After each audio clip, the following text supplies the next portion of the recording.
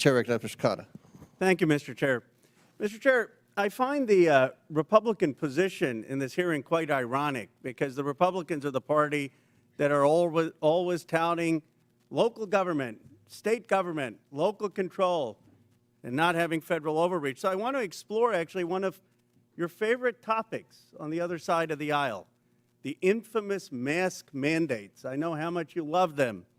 When CDC came out with the mask mandate order of January 29, 2021, they said that we needed to have fines of $1,500 for anyone who didn't wear a mask on a plane or in a public space.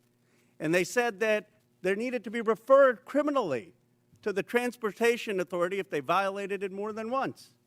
Now, Governor Abbott said in Executive Order 38, we're not going to have our cities enforce the mask mandate. And Governor DeSantis said the same thing. We're not going to have our local police enforce the mandate.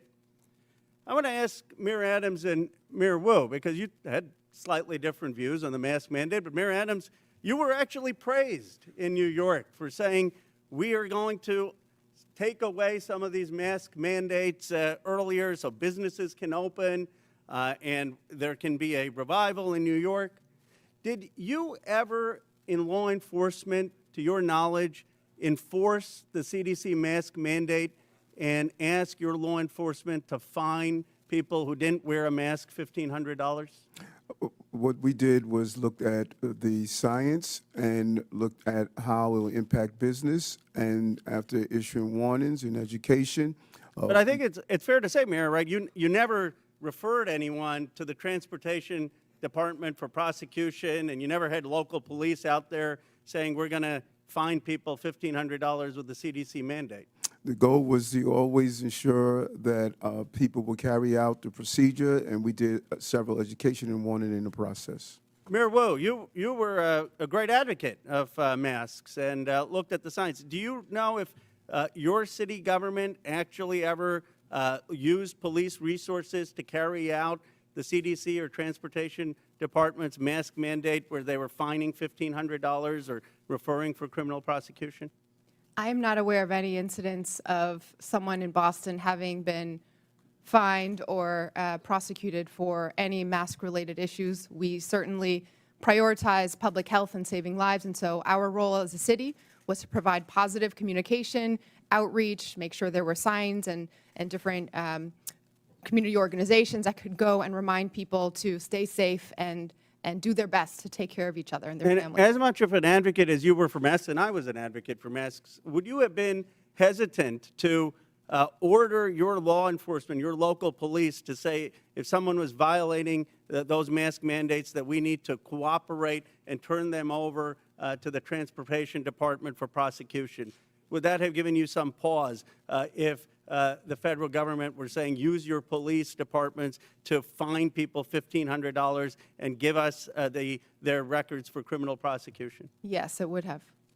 And so I guess I'm trying to understand, you know, if we set this precedent that we want cities to be enforcing every federal mandate, then what happens when there's a new Democratic president that comes and says we want a mask mandate that the Republicans may not want? And when there are conservatives like Governor DeSantis or Governor Abbott saying we don't want our cities to enforce that. Do you see, Mayor Wu, any difference between a federal government asking you to enforce laws that ICE is doing versus a federal government asking you to enforce a mask mandate or, frankly, to enforce gun laws that may not be what your local city department is focused on? It does seem that local authority is part of our democracy and part of our system of government.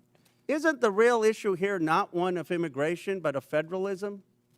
Isn't the question, I mean, everyone agrees that there needs to be, if there's someone who's convicted of a crime, that ICE has the right to enforce those laws.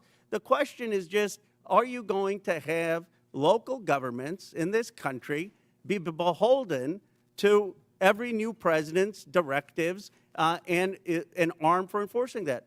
My view is that we ought to have local governments be able to use their police officers for their priorities. That, in its essence, is federalism, and it actually used to be the conservative Republican position. Gentleman's time's expired. Chair recognizes Dr.